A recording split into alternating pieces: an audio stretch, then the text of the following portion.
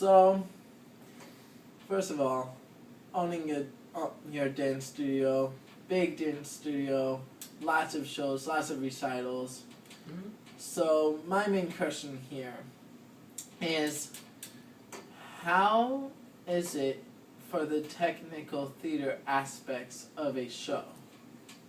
How is it? Putting Yes. together a Christmas show? Correct. Okay. Well, first of all, you got to go in steps, teaching the choreography to all the students that are going to participate. So the first thing is work in our own studio, teach all the routines. That's usually a fun job, but it takes, many, many rehearsals, and everybody practices, and it takes several weeks until we get it to where we want it to be. Speaking of Wiregrass, the performance space at Wiregrass, particularly outdoor stage in front of a Christmas tree for Christmas time performances. Very beautiful setting, the trees lit up very great. They do all of that, we don't do that. Very nice music and light show before your particular performance, like our dance studio. Yeah. The one negative aspect about that particular stage is it's small, so we don't have a lot of space. We particularly have a lot of students that we try to line up on the stage, and they have a little bit of a cramped space. So that's one difficult thing about the technical part of that stage. The other thing is they don't have a sound system that you particularly can use of theirs, so you have to bring your own. So if you have a really high-tech system, it sounds great. If you don't, then you're bringing a stereo or speakers or something like that. Luckily, out at Wiregrass, there's another performance group that kind of like is the official performance group of Wiregrass, so they say, and different studios perform there. They had let us use their sound equipment. And the other thing is they don't actually have lighting at their facility because it's not an indoor, like with a theater or stage with a proscenium. They can't hang lights above it or anything like that. This particular group that's there as their, official program for their had actual lighting set up on the side of the stage and some large amplifier type speakers, and they had like a soundboard there that they had asked us or let us use there. So you were there, and you did a lot of stuff with the props, which we have props that we set off the side of the stage, and then need people like yourself and other backstage people to lift them onto the stage because it's a raised stage. And we're on the ground and the performers are above. So that's another different aspect of an outdoor theater that might be off the ground. So we were able to use their sound system that had a lot of volume, and they actually had lighting, but it was just white lighting. So we didn't have a lot of colors. We couldn't change the mood. It was just basically lit up so we could see them. And if we wouldn't have that lighting, we wouldn't have seen the kids actually dance because it got dark and we would just had Christmas lights behind, so we were lucky to have that. So a negative aspect of that is that you can't change the mood of the lighting or change the theme of the dance. It's just a light on them. You can see them, but it's not as much flexibility for more spectacular lighting. But in essence, it's a very great place to perform, outdoor, lots of people watching, the kids enjoy it, and it really does look pretty in front of the Christmas tree. Very cool.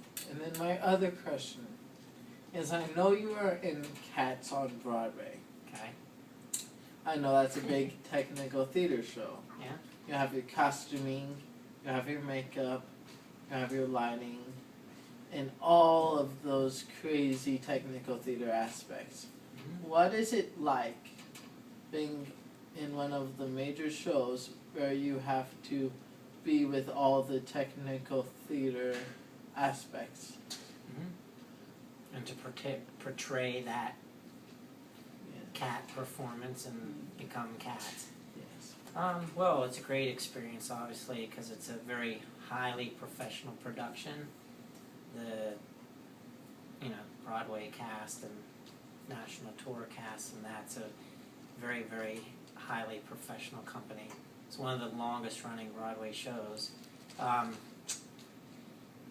Because it is such a professional run atmosphere, it's kind of an easy thing in the sense you have to learn your choreography. It's very difficult choreography, and it's what you love to do, so you put a lot of time and effort into it. First of all, they teach you how to do the makeup, which is a big aspect of portraying your character. Yeah. Each cat has a different face, a different color, a different age, and thing like that. So they teach it to you. So you have to learn how to do the painting of your face. That's a big deal to the audience. Cats was originally, I think, going to have masks on their face, and the directors decided not to go with a mask. They actually wanted to see your live face on stage, so they decided to go with makeup. But as far as that, you're taught everything. So you're taught choreography, you're taught the makeup, you're taught how to put your wig. Actually, you have wig people that put your wig on, and your microphone and where to place it. So you're taught every aspect of the show. And then you have a special stage to dance on. They always lay their stage. Like our stage was a handcrafted, painted stage. All the floor was actually painted with designs and stuff. So we always danced on the same floor. So that was a really cool thing. You always got used to the same exact dance floor all the time. You were taught exactly what to do on the set, and because the show ran for so many years, they knew exactly what to do, the technicians, and I particularly played Mistopheles, which was kind of a technical dance role as far as we would wear a jacket with actual lights in our arms and on our back. It had a battery pack. We would click our fingers together with metal, and that would activate the lights. So that was a technical piece of dance equipment, costume that you would have to, it would be removed on the stage and things like that. We'd have to ride up in a 30-foot high lift and then go up into the ceiling and come down onto the stage through a big trap door on a rope and come down. So there was some scary, sections of the show that particular role had to do.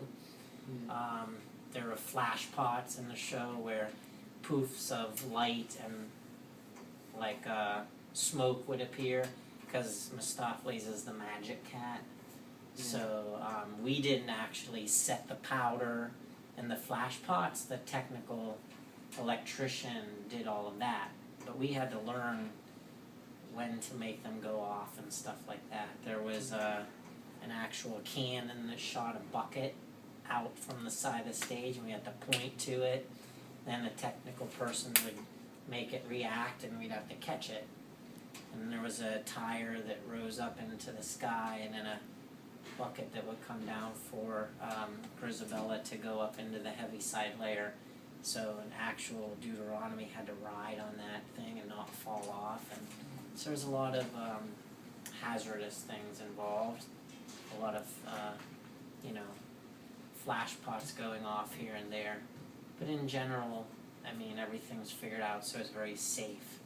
Yeah. You're not doing anything that you're going to get hurt, because everything's figured out from beginning to end.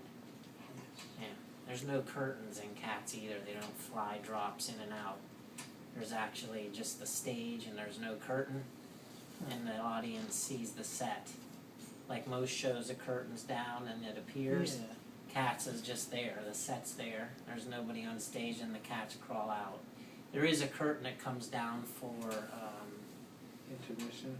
at the second act. There's a Gus Growl tiger, there's a pirate ship and a thing curtain that comes down. But that's it. It's not even at the end of the show, everybody does their bows and then goes off, and the stage is still sitting there.